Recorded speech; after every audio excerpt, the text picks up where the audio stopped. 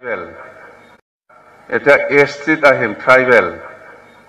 ট্ৰাইবেলত আহিলে ভাল লাগিব আমাৰ মিডিয়া সকলো খুব ভাল লাগে এনেকুৱাটো ট্ৰাইবেল 6 জনগোষ্ঠী ট্ৰাইবেল ভাৰত চৰকাৰে দিবলৈ গৈ আছে ইয়াত খব লগা আমাৰ একো নাই বিটিসি হিসাবে আগতেও আমি এনওসি লিখি দিছে আৰু যদি নতুনকৈ লাগে আৰু আমি লিখি দিম কিন্তু আমি কৈছো কোনো ভয় খাব নালাগে এক্সিস্টিং অসমৰ যিমান ট্ৰাইবেল আছে টকশো মই দেখিলো টকশোত স্বাভাৱিকতেই জনজাতিকৰণৰ অপক্ষে আৰু বিপক্ষে দুইটা কথাই আলোচনা হৈছিল আৰু এনেকুৱা ধৰণৰ আলোচনা পূৰ্বতেই মই আক্ৰমণৰ সভাপতি হৈ থাকোতে কৰিছিলো এটা স্বাভাৱিক কথা আৰু বৰ্তমানৰ জনজাতিসকলে অসমৰ 6 জনগোষ্ঠীক জনজাতিকৰণ কৰিলে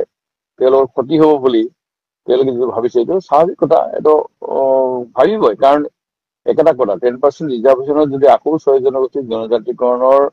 তালিকাত অন্তৰ্ভুক্ত কৰি লগাই দিয়ে তেতিয়াহ'লে মানে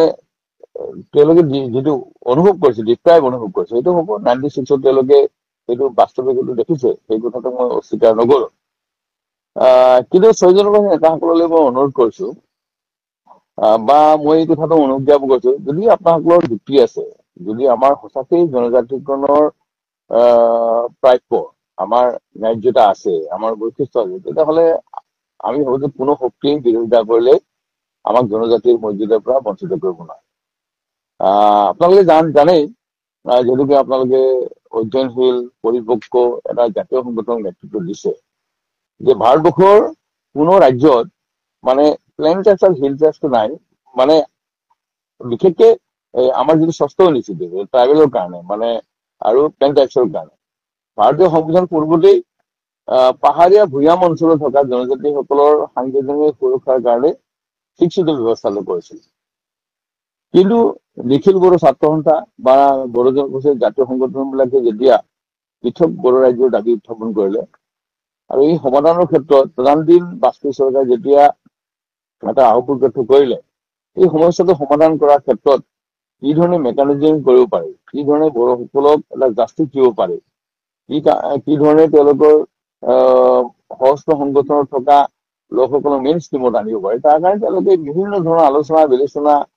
কৰিলে আৰু শেষত তেওঁলোকে দেখিলে যে সংবিধানৰ এটা এমেণ্ডমেণ্ট কৰিব পাৰি যে বৰ্তমানৰ প্লেন হিলছ ট্ৰাইবেল থকা ষষ্ঠ অনুচ্ছেদক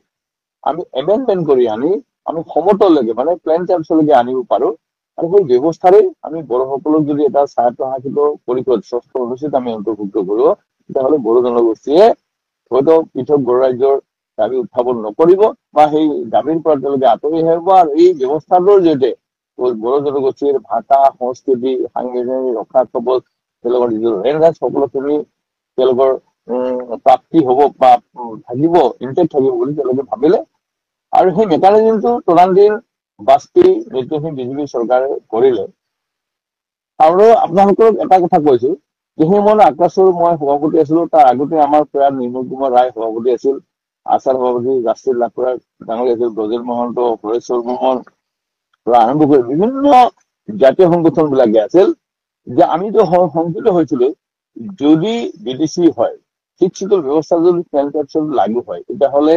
ইয়াত থকা নন ট্ৰাইবেল মানুহসকলৰ কি ধৰণৰ হ'ব আমি সাংবিধানিকভাৱে সুৰক্ষিত হ'ম নে নহয় আমাৰ ৰাষ্ট্ৰীয় সামাজিক অৰ্থনৈতিক আৰু লেণ্ড ৰাইটছটো কি হ'ব এই কথাবিলাকৰ ওপৰত আমি এটা সংকিত হৈ সেই সময়ত কিন্তু আমি বিদেশী কোনো কাৰণে আমি মানি লওঁ বিদেশী কোনো কাৰণে হ'ব নোৱাৰো এনেকুৱা ধৰণৰ আমি শ্লোগানেৰে আমি তালফাল লগাই থৈ আমি বিৰোধিতা কৰিছো আৰু শেষত কেন্দ্ৰীয় চৰকাৰে তেওঁলোকে আলোচনা বিবেচনা কৰাৰ মাজত বা বিটিচিৰ পৰিষদৰ নন ট্ৰাইবেল কচাছবুগী হওক মানে আদিবাসী হওক আমাৰ নেপালী সংগঠন হওক নাথযোগী সন্মিলনী হওক সংখ্যালঘু সংগঠনৰ বিভিন্ন সংগঠনৰ লগত কথা পাতি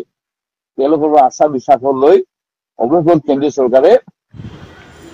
नोंथांमोना भिडिअखौ नायनानै बुजिजोबखाबाय जानांगौ आरोना हाग्रामा सारा मा बुंखो आरो रय बिथाङा मा बुंखो